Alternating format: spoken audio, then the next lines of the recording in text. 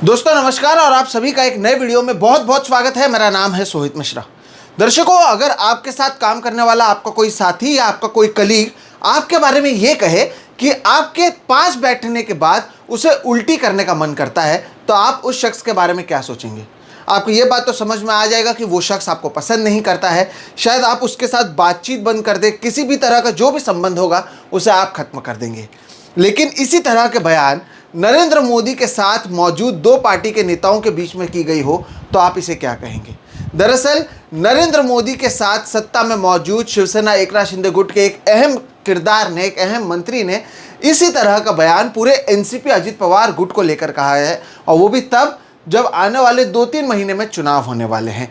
इससे ये बात तो साफ हो जाता है कि इन दोनों पार्टियों के बीच में सब कुछ ठीक नहीं है, और क्या महाराष्ट्र चुनाव में आगे जाकर और भी बड़ा ट्विस्ट देखने मिल सकता है। इसके साथ ही साथ दोस्तों, इस वीडियो में हम आपको ये भी बताएंगे कि मेरे जो 3 थियरी हैं इस तरह के बयान देने के पीछे, क्या वो सच में माहौल ख़राब है या किसी एक दूसरे मुद्दे से ध्यान भटकाने की कोशिश है या फिर एक सोची समझी साजिश है। आज इस सब पर चर्चा करेंगे, इसलिए इस वीडियो को आप अंत तक ज़रूर देखिएगा। बहरहाल शुरुआत करते हैं इस पूरे मामले को समझाते हुए। आपको मैं पहले थोड़ा सा बैकग्राउंड बताता हूँ। 2022 में एकनाथ शिंदे ने उद्धव ठाकरे से अलग जब हुए थे, जब उन्होंने बगावत की थी अपने कई विधायकों के साथ, फिर वो देवेंद्र फडणवीस के साथ सत्ता में गए थे, तब उन्होंने कहा था कि वो 2 चीज़ से परेशान हैं। एक तो जो बाला साहेब ठाकरे की आइडियोलॉजी है हिंदुत्व, वो उसे आगे नहीं ले जा पा रहे थे। साथ ही साथ वो कांग्रेस और एनसीपी के साथ काम नहीं करना चाहते थे, उनके विचारधारा के खिलाफ है। इसके साथ ही उन्होंने कहा था कि अजित पवार और उनके गुट के जो नेता हैं वो इनके पैसे, क्योंकि वित्त मंत्रालय महाविकास आघाड़ी में अजित पवार के पास था, तो हमारे जो भी फंड है उसे क्लियर नहीं करते थे और हमारे साथ बदसलूकी की जाती थी। ये बात करते हुए वो सत्ता से अलग हुए और वो भारतीय जनता पार्टी के साथ गए और वो सत्ता में फिर से आ गए और एकनाथ शिंदे मुख्यमंत्री बन गए। 1 साल बाद अजित पवार भी इसके साथ शामिल हो गए, जिसके बाद से सवाल उठने लगा था कि भाई क्या आप वाकई हिंदुत्व के मुद्दे के लिए या फिर एनसीपी कांग्रेस के खिलाफ गए थे, या फिर ये केवल केंद्रीय जांच एजेंसियों से बचना और भारतीय जनता पार्टी के साथ हाथ मिलाने के लिए आपने ये किया था। ये मामला लगातार चलता रहा है और इस सब के बीच में एक नेता हैं शिवसेना एकनाथ शिंदे गुट के, उनका नाम है तानाजी सावंत। ये कैबिनेट मंत्री हैं और उनकी ओर से बयान दिया गया। उनकी ओर से बयान जो दोस्तों दिया गया है उसमें उन्होंने खुले मंच से कहा है कि हम इतने साल से राजनीति में हैं, कांग्रेस और एनसीपी के साथ हमें कोई संबंध ही नहीं रखना चाहिए। मुझे तो समझ में ही नहीं आता कि मैं उनके साथ कैसे बैठता हूँ। तो कैबिनेट में मैं मेरे पास में किसी एनसीपी नेता के साथ बैठता हूँ, मीटिंग खत्म होती है तो बाहर जाकर मैं उल्टी करता हूँ। पहले सुनिए उन्होंने क्या कहा, फिर हम आगे बात करते हैं। सुनिए तानाजी सावंत ने पूरे एनसीपी अजित पवार गुट को लेकर क्या बयान दिया है।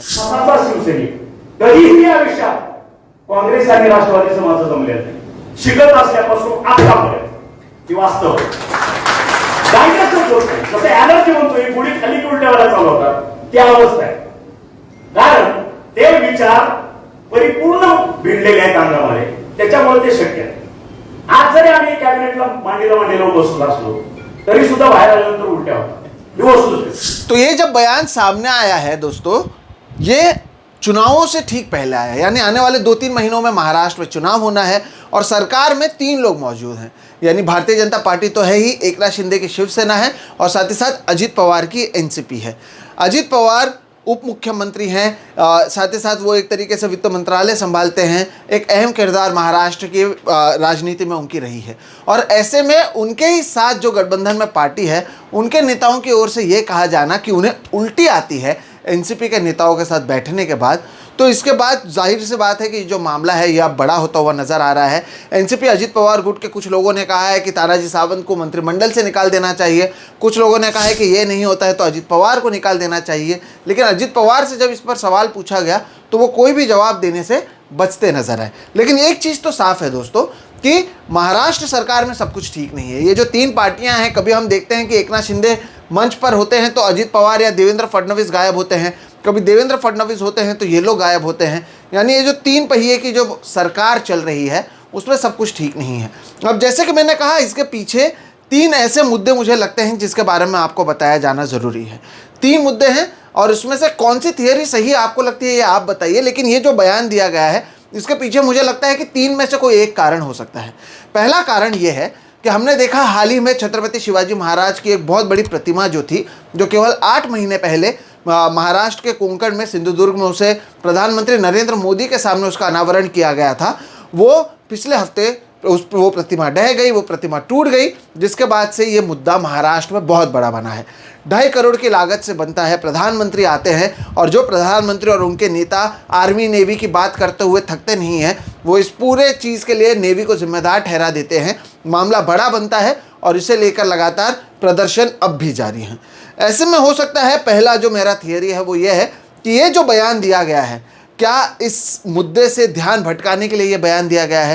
क्योंकि आज देखिए मैं आपसे चर्चा करने लग गया हूँ, मैं आपसे आज छत्रपति शिवाजी महाराज पर चर्चा नहीं कर रहा हूँ। महाराष्ट्र में कई ऐसे मराठी चैनल और अखबार है जहाँ पर इसे हेडलाइन बनाया जाएगा, तो क्या उस हिसाब से ये वाला बयान जानबूझकर दिया गया है लोगों के ध्यान को भटकाने के लिए? यह रहा सवाल नंबर 1। सवाल नंबर 2 दोस्तों ये है कि क्या वाकई शिवसेना और भारतीय जनता पार्टी एनसीपी अजित पवार से छुटकारा चाहती है और इसलिए ऐसे बयान जानबूझ के दिए जा रहे हैं ताकि एनसीपी गुस्से में आ जाए और वो निकल जाए? अब इसका मैं आपको कारण बताता हूँ। जैसे कि अभी जो लोकसभा चुनाव हुए थे, 48 सीटों में से जो महायुति यानी बीजेपी, एकनाथ शिंदे की शिवसेना और साथ ही साथ अजित पवार की एनसीपी जो है, ये मिलकर केवल 17 सीटों पर ये जीत पाए थे और इसमें तो अजित पवार केवल 1 सीट पर जीत पाए थे। उस समय आरएसएस का एक मुखपत्र है दोस्तों, दी ऑर्गेनाइजर, उनकी ओर से एक लेख लिखा गया और महाराष्ट्र में जो हार हुई है उसके लिए अजित पवार को एक तरीके से जिम्मेदार बताया गया। ये कहा गया कि अजित पवार वाकई कुछ नहीं कर रहे हैं, अजित पवार की वजह से जो भारतीय जनता पार्टी के जो कार्यकर्ता हैं वो नाराज़ हैं, वो डिमोटिवेट हुए हैं, अजित पवार पर भ्रष्टाचार का आरोप लगाए थे और ऐसे में अजित पवार को साथ लेकर चलना ये उनके खिलाफ जाता है और इसलिए ये जो महाराष्ट्र में हार हुई है उसका ठेकरा इन्होंने अजित पवार पर फोड़ा था। तब भी मैंने एक वीडियो किया था और आपको बताया था कि कैसे सरकार में सब कुछ ठीक नहीं चल रहा है। अब क्या इसी को आगे बढ़ाते हुए भारतीय जनता पार्टी यानी आरएसएस ने तो कह दिया, अब एकनाथ शिंदे से क्या उनकी ये डील हो चुकी है कि भाई आप भी कहिए ताकि ये अलग हो जाए और फिर हम हिंदुत्व के बारे में बात करते नजर आएंगे, अजित पवार अपनी राह खुद चुन सकते हैं। क्या उसके अनुसार ये सारा बयान दिया गया है? यह है थियरी नंबर 2। और थियरी नंबर 3 जो है वो बहुत महत्वपूर्ण है। थियरी नंबर 3 दोस्तों ये है कि अजित पवार को अगर आप देखेंगे तो आजकल वो मुस्लिम्स के बीच में जाते हुए नज़र आ रहे हैं। हाल ही में ज़ीशान सिद्दीकी जो हैं वो अजित पवार के साथ नज़र आए। हो सकता है आने वाले कुछ दिनों में ज़ीशान सिद्दीकी इसमें उनके पार्टी में भी शामिल हो जाएं। अभी फ़िलहाल कांग्रेस के विधायक हैं। अजित पवार अपने आउटरीच को बढ़ाने की कोशिश कर रहे हैं, महिला वोटर्स को अपनी तरफ आकर्षित करने के लिए लाडली बहना योजना लेकर वो आए हैं। ऐसे में क्या एक सोची समझी स्ट्रैटेजी है कि अजित पवार को इस गठबंधन से बाहर निकाला जाए। अब आप सुनिए, होगा ये कि हिंदुत्व के नाम पर शिवसेना और एकनाथ शिंदे की शिवसेना और भारतीय जनता पार्टी एक साथ चुनाव लड़ेगी, महाविकास आघाड़ी एक साथ चुनाव लड़ेगी और महाविकास आघाड़ी के वोट में सेंध डालने के लिए अजित पवार को अलग से चुनाव लड़ाया जाएगा। उससे ये होगा कि वो कहेंगे कि देखिए हमें ये पसंद नहीं है, हम अलग हो गए, अब हम अलग से चुनाव लड़ रहे हैं, तो थोड़े मुसलमान भी उनको वोट देंगे, महिला भी वोट देंगी, जो हिंदुत्व आइडियोलॉजी के खिलाफ वाले लोग हैं उन्हें भी लगे चलिए ये भारतीय जनता पार्टी से अलग तो हो गए थे, वो भी साथ में आ जाएंगे। तो क्या इस स्ट्रैटेजी के तहत इस तरह के बयान दिए गए हैं ताकि अजित पवार गुट अलग हो जाए, इसलिए उनके नेता बयान भी दे रहे हैं? क्या ये मामला आगे भी बढ़ेगा, ये भी देखना महत्वपूर्ण होगा। लेकिन इस सब के बीच में जो एक अहम मुद्दा है वो यही है दोस्तों कि महाराष्ट्र की राजनीति में हर रोज़ नए बदलाव देखने मिल रहे हैं।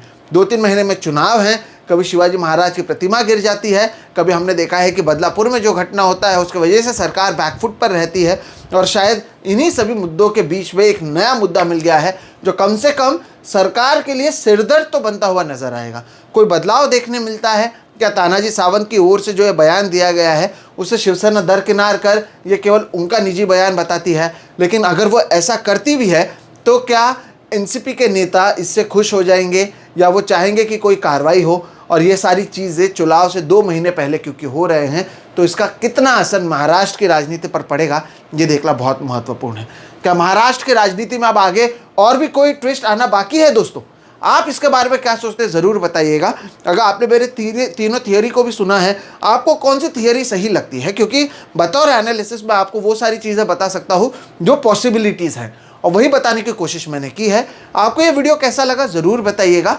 वीडियो पसंद आया तो इसके बारे में भी जानकारी दीजिए, कमेंट सेक्शन में बताइए। साथ ही साथ अगर हो सके दोस्तों तो इसे दूसरों के साथ भी साझा करें। इससे होगा ये कि हमारी रीच बढ़ेगी, जो हम जानकारी दे रहे हैं, जो आप लास्ट तक सुनते हैं, वो ज़्यादा लोगों तक पहुँचेगी। और अगर अब तक चैनल को सब्सक्राइब नहीं किया तो सब्सक्राइब बटन भी दबाएं और बेल आइकॉन को भी दबाएं, ताकि जब भी हम वीडियोस करें आपको इसकी जानकारी मिलती रहे। बहरहाल उल्टी वाला बयान जो दिया गया है उसका भविष्य में क्या असर होगा, इस पर भी मैं जल्द ही वीडियो लेकर आपके सामने आऊँगा। फिलहाल इस वीडियो में इतना ही। मेरा नाम है सोहित मिश्रा, आप देख रहे हैं SM ऑफिशियल। नमस्कार।